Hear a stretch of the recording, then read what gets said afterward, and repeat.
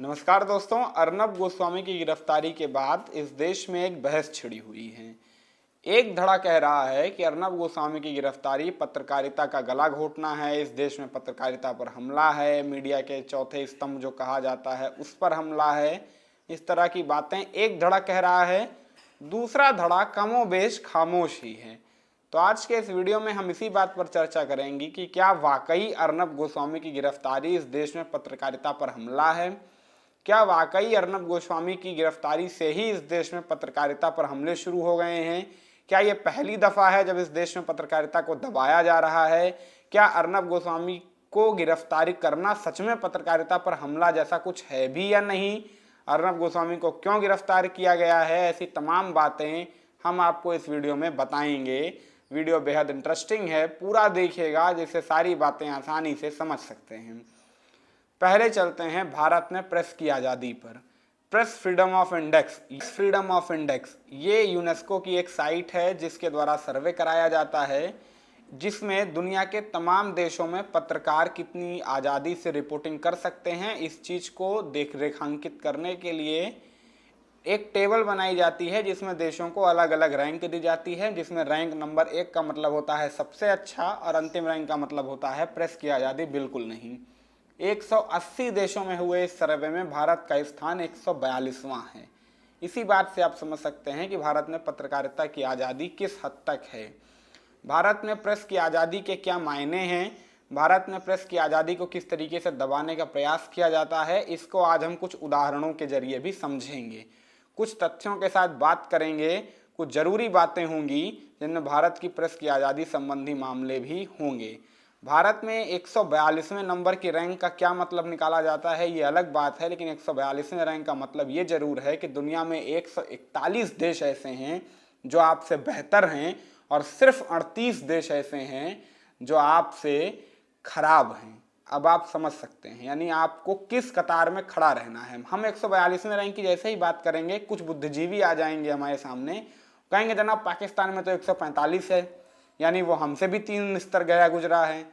हर बार आप तुलना करने के लिए इतने घटिया स्तर पर उतरेंगे कि आपको तुलना करने के लिए केवल पाकिस्तान ही मिलेगा, नॉर्वे नहीं मिलेगा जहाँ रैंक 1 है, भूटान नहीं मिलेगा जिसकी रैंक 67 है।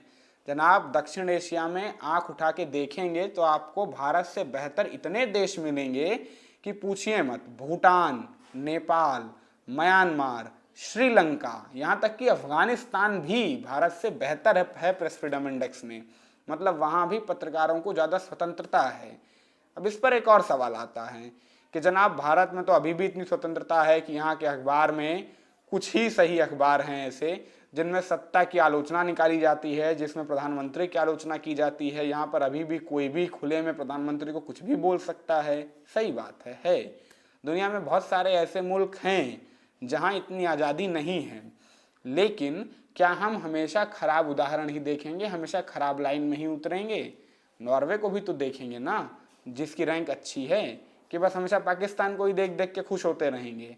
और भारत में पत्रकारिता को किस तरीके से कुचलने के प्रयास किए गए हैं इसे नहीं देखेंगे आप? चलिए समझते हैं। पहले एक पत्रकार का नाम था राहुल जौहरी। न्यूज़ लॉन्ड्री एक न्यूज़ साइट है, उसके मुताबिक राहुल जौहरी TV9 मराठी के लिए काम करते हैं और महाराष्ट्र पुलिस की क्वारंटीन सेंटरों में की गई अनियमितताओं को लेकर उन्होंने एक रिपोर्टिंग की थी। 48 घंटों के भीतर उन पर मुकदमे कर दिए गए। ये महाराष्ट्र की मैं बात बता रहा हूँ। अब इस पर कुछ बुद्धिजीवी लेके चले आएंगे कि अरे जनाब महाराष्ट्र पुलिस तो है ही ऐसी, वो तो उद्धव सरकार है, कांग्रेस की तो करनी ही ऐसी है। तो चलिए भाजपा के भी गिनवा देते हैं। गुजरात के एक पत्रकार हैं धवल पटेल, उन्होंने कोरोना पीरियड में किस तरीके से सरकार कोरोना पर नियंत्रण में फेल हो रही थी और इसके बाद केंद्रीय संचारों के जरिए जो सूचना पाई थी कि गुजरात में सत्ता परिवर्तन होने वाला है, उस चीज़ को लेकर एक खबर ब्रेक की थी। गुजरात सरकार ने उन पर FIR कर दी। तो ये तो बीजेपी की सरकार थी। चलिए त्रिपुरा में बिप्लब देब की कोरोना को लेकर किए गए फैसले किस तरीके से अनियमितताओं के शिकार थे, इसको लेकर एक पत्रकार रिपोर्टिंग करता है तो बिप्लब देब इसके खिलाफ कार्रवाई करवा देते हैं। त्रिपुरा प्रशासन उनके खिलाफ केस कर देता है। हिमाचल प्रदेश में विस्थापित जो मजदूर थे वो जब कोरोना पीरियड में लॉकडाउन के कारण अपने अपने घर लौट रहे थे और किस तरीके से उनको कोई भी सुविधाएं नहीं दी जा रही थी, किस तरीके से उनका कोई ध्यान नहीं रखा जा रहा था, उसको लेकर हिमाचल प्रदेश में कुछ पत्रकारों ने खबरें ब्रेक की, रिपोर्टिंग की, तो 6 पत्रकारों के खिलाफ FIR दर्ज हो गई। आपके उत्तर प्रदेश में देख लीजिए, एक लड़की रात के 12 बजे एक गांव में जाकर रिपोर्टिंग करती है। उसकी रिपोर्टिंग की ही वजह से वो सच सामने आता है जो शायद कभी ना आ पाता, तो आपकी पुलिस उसके खिलाफ एक्शन ले लेती है। तो आपके एक संगठन विशेष की IT सेल उसके पीछे पड़ जाती है, उसे ट्रोल करने लगती है। क्या सोशल मीडिया पर किसी को अपशब्द कहना, किसी के खिलाफ मुहिम चलाना, किसी का चारित्रिक हनन करना, ये प्रताड़ना नहीं होती है? इसे आप पत्रकारों की आज़ादी का हनन नहीं कहेंगे, इसको आप किस श्रेणी में रखेंगे फिर? तो ये पत्रकारिता की ही तो आज़ादी का हनन हो रहा है। या सीतापुर में रविंद्र नाम के एक पत्रकार जब अनियमितताओं का तमाम खुलासा करते हैं तो उसके खिलाफ केस हो जाता है। इसे आप पत्रकारिता का हनन नहीं कहेंगे।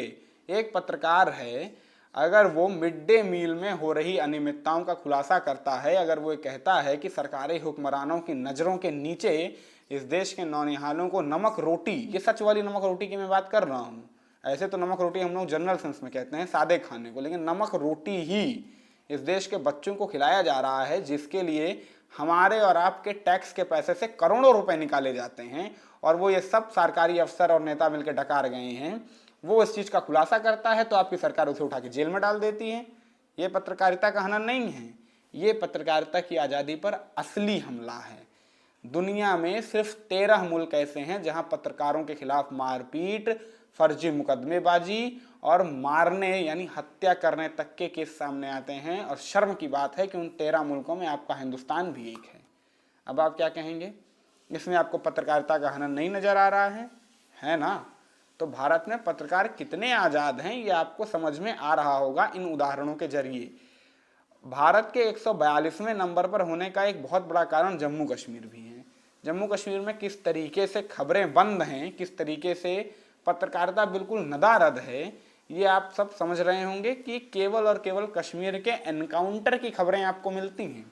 कभी कश्मीर में आपको कोई और खबर मिली कि सड़क में नाली जाम होने की वजह से कहीं प्रदर्शन हो रहा था या किसी और चीज़ के लिए जनता प्रदर्शन कर रही थी? कभी नहीं मिलेगी। खाली सेना ने किया एनकाउंटर, आतंकी मुठभेड़, पाक ने किया सीज फायर। कश्मीर को लेके बस यही खबरें हमारे पास आती हैं। इसका कारण जानते हैं क्या है? सरकार ने अध्यादेश लाकर ये जरूरी कर दिया है कि जो भी मीडिया संस्थान या जो भी न्यूज़ साइट कश्मीर की रिपोर्टिंग करवाएगी वो कश्मीर के रिपोर्टर से कराएगी ही नहीं, उसे देश के दूसरे हिस्सों के रिपोर्टर के जरिए कश्मीर की रिपोर्टिंग करवानी है। मतलब मैं अगर आपसे कहूं कि हरियाणा के किसी केस की रिपोर्टिंग करवानी है तो आप रिपोर्टर तमिलनाडु का ले आइए। अब तमिलनाडु का रिपोर्टर जब हरियाणा के बारे में कुछ नहीं जानेगा तो वो हरियाणा के प्रशासन से सलाहें लेगा, और प्रशासन उसे वही सलाहें देगा जो सरकार देगी। तो बात तो वही हो गई कि आप वही खबरें चाहते हैं, जो खबरें आप चाहें वही खबरें ब्रेक हों।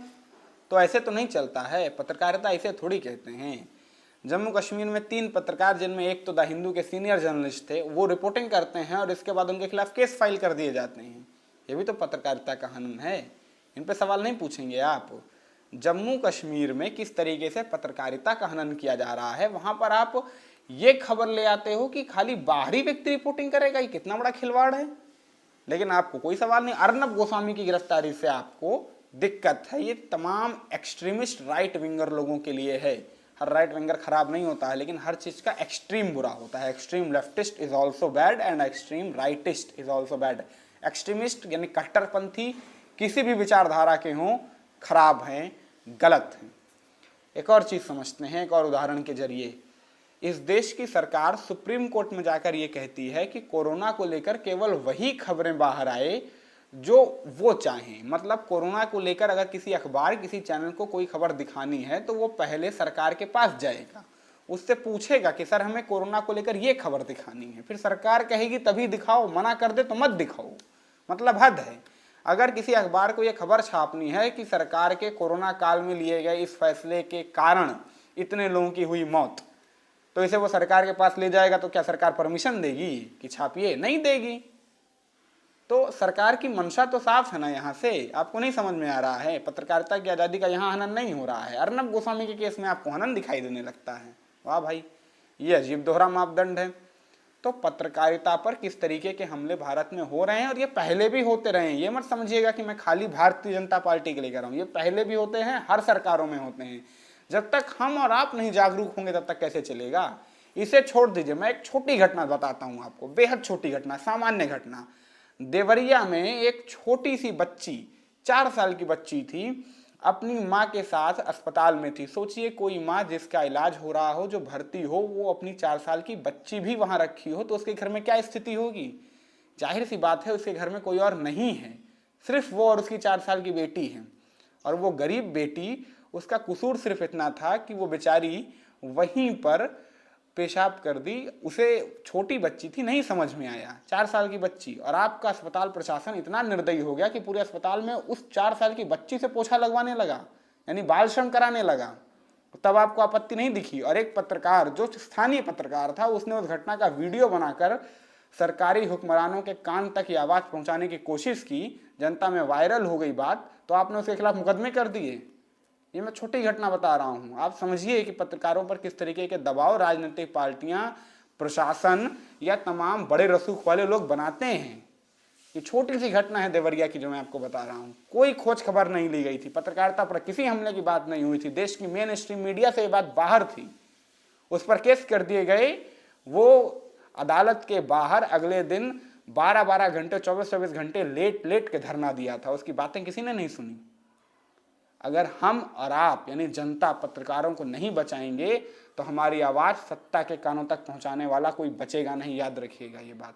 ये जनता पर भी लागू होता है, और सरकारों की तो मैं कोई बात करता ही नहीं हूं, क्योंकि अगर आप जागरूक रहेंगे तो सरकार मजबूर होगी सुनने के लिए। अगर आप वही चैनल देखिए जो चैनल सच्ची खबरें दिखाता हो, तो धीरे धीरे अपने आप सारे चैनल फालतू की खबरों से दूर होकर सही खबरों पे आएंगे। अगर आप केवल वही अखबार पढ़ना शुरू कर दीजिए जिन अखबारों में खबर होती है, भले भी से छोटा हो, क्या दिक्कत है, छोटा अखबार पढ़िए।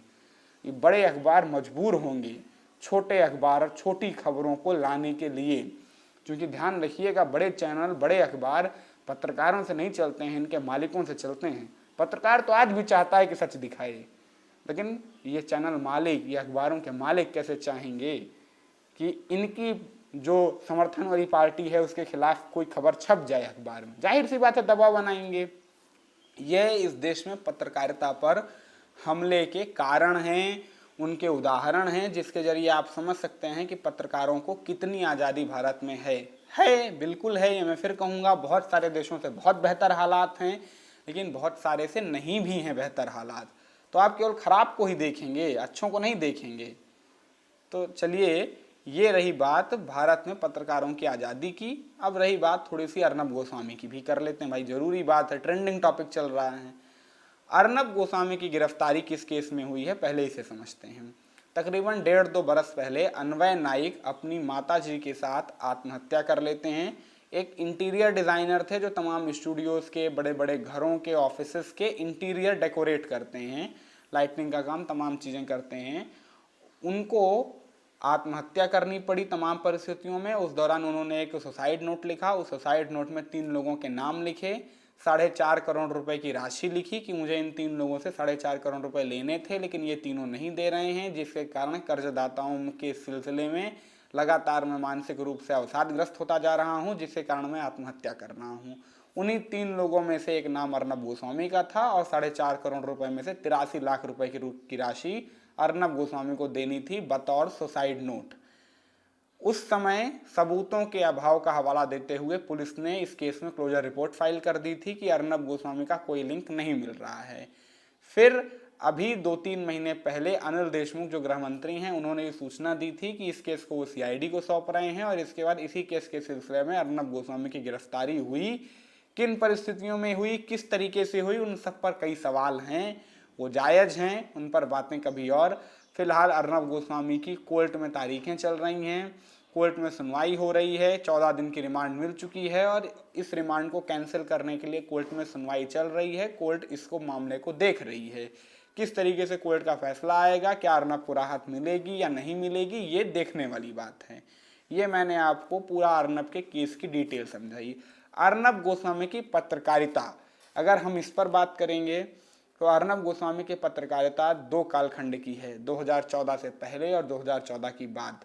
2014 के पहले Arnab was a brilliant anchor, brilliant journalist, जो सत्ता से सवाल पूछता था, जो तीखे सवाल पूछता था, जो पॉइंट टू पॉइंट बात करता था।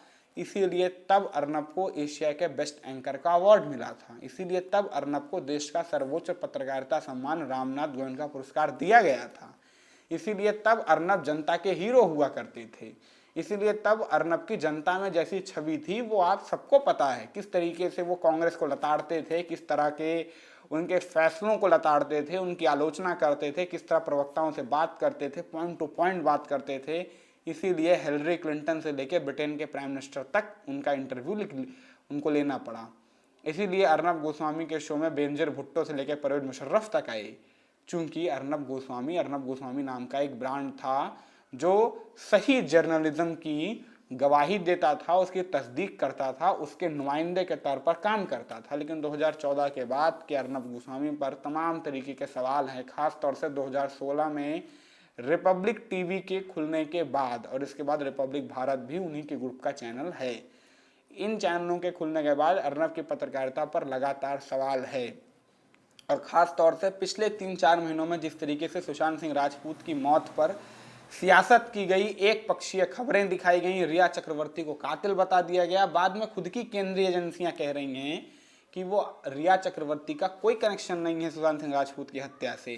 लेकिन उस समय रिया चक्रवर्ती को ऐसा दिखाया गया कि जैसे यही कातिल हैं। 302 चाहिए मुहिम चलाई गई। अर्नब गोस्वामी ने जिस तरीके की अपमानजनक भाषा का प्रयोग उद्धव सरकार के लिए किया, उद्धव ठाकरे व्यक्तिगत के लिए किया। ए उद्धव सुन, उद्धव तू ये, उद्धव तू मुझसे बहस कर, कोई बात है? ये आप उद्धव ठाकरे से बात कर रहे हैं कि अपनी गली के किसी व्यक्ति को बहस के लिए आमंत्रित कर रहे हैं? तो जनता के वोट से किसी संवैधानिक कुर्सी पर बैठे हुए व्यक्ति का सवाल पूछिए, उससे सवाल पूछिए, खूब पूछिए, लेकिन सम्मानजनक भाषा के साथ पूछिए। सुषमा स्वराज याद आ गई मुझे। सुषमा स्वराज एक बात कहा करती थी हमेशा कि कठोर से कठोर बात को कहने का बेहद सरल तरीका होता है। कठिन से कठिन सवाल पूछने का एक सरल तरीका है, एक शिष्टाचार की भाषा होती है। आप पत्रकार हैं, इतने बड़े चैनल पर बैठे हैं, सार्वजनिक जीवन में हैं, इस तरीके की भाषा का प्रयोग करेंगे तो जनता स्वीकारेगी नहीं आपको। अर्नब गोस्वामी की जैसी छवि 2014 के पहले थी और जैसी आज है, सर्वविदित बात है। आप अपने आस पड़ोस में अर्नब गोस्वामी की बात कर लीजिए, आपको 5 जवाब मिल जाएंगे। आप समझ जाएंगे कि अर्नब गोस्वामी को किस तरह से लोग समझ रहे हैं। तो जनता तय करती है कि आप कैसे हैं, जनता तय करती है कि आप सही रास्ते पर हैं, जनता तय करती है कि आप गलत रास्ते पर हैं। इसलिए जनता का ख्याल रखिए, जनता की मूल्यों की रक्षा करिए। इन्हीं उम्मीदों के साथ उम्मीद करता हूं कि ये वीडियो आपको अच्छा लगा होगा। ऐसे नए और इंटरेस्टिंग वीडियोस के लिए चैनल को सब्सक्राइब कर लीजिएगा, कमेंट सेक्शन में कमेंट जरूर दीजिएगा। तब तक